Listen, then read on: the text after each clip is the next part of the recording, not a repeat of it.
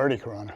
This is the genesis story of Mr. Fusion. Before I got into these art cars, I had an electronic music band where the instruments were pretty large sculptures. They were made out of stainless steel and we played corporate events. Our genre was live electronic dance music. The instruments were all basically MIDI triggers, and even though they're sculptural, they function just like an electronic keyboard. When you break the laser or hit a drum, the instrument sends a note-on MIDI signal to the synthesizer.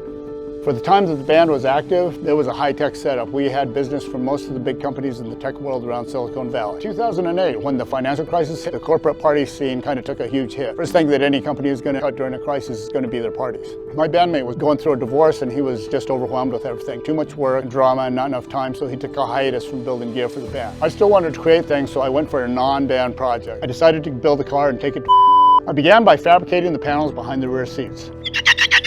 I did what everyone else did when building an art car. Bought a base vehicle, in this case a Musketeer landscaping cart. I hid the cart under some fabric. The bodywork was nice, but I wasn't proud of the overall effect.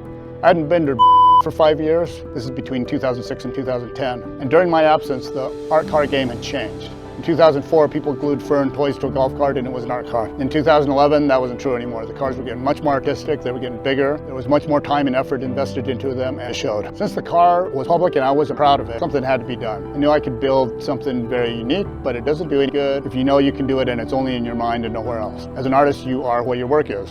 I knew I could be more, so I sold the car to a friend of mine for $500, kept the stainless steel bodywork, and decided to start from scratch. I knew I could do better than that car. Affected the undercarriage and frame, and it was so basic. Everything was simple, easy to manufacture, and it worked well, but it was art. When I started from scratch, the goal was to build a vehicle in which every structural element was also sculptural. I wanted function and form, and from every little bit of it. What I had in mind happens a lot in the motorcycle world when dudes build choppers from scratch. They make every mechanical bit beautiful, and they expose everything. From Oakland, right after that 2011,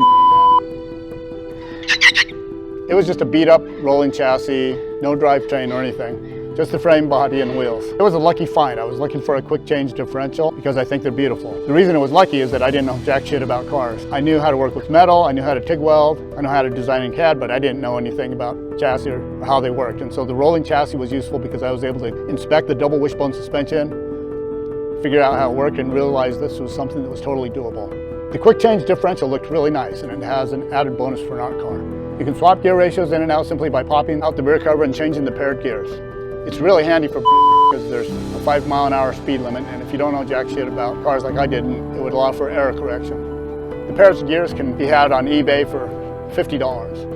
Short track oval racers need to be able to do that because they're always going to be going from track to track, and the optimal gear ratio for each track will be different. It came in handy for me because at first the car had too much torque and it was hard to creep around with pedestrians. So the second year we made the gear ratio a lot taller and it became way easier to drive. After having inspected the stock car chassis, I naturally began with the front suspension. The first try was sort of budgeted in a lot of ways because there were sculptural elements. The central structure was just this tubular box. Not that pretty. But the wishbones were sculptural, and as I fabricated backwards towards the rear axle, the frame got curvier and the very rear of it actually became quite beautiful. Unfortunately, the tires hide the final curve. Valerian Steel, my second car, has the same issue. The rear of that car was so beautiful. It came together magnificently, but the tires hide it. Oh well. Part of Mr. Fusion's frame are repurposed vacuum chambers. Vacuum chambers have all sorts of uses: semiconductor fabrication, material deposition, ice core analysis, nuclear fusion. I had a nice collection of chambers that I had collected over 15 years on eBay. The big one in the middle has an awesome story to it, in which I'll share in another video. I bought it because it was beautiful. All the ports aimed towards an imaginary point in the center of the chamber.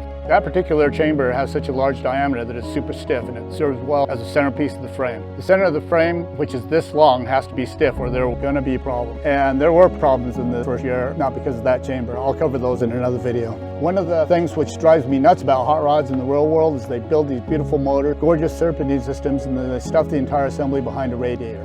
Manufacturers do that because it's the most efficient arrangement in a front engine vehicle, but it seems to me that hot rodding is the very opposite of efficient. I don't know why there aren't alternative radiator placement solutions in hot rodding. Of course, I managed to make the same aesthetic faux pas by stuffing the engine right behind the vacuum chamber.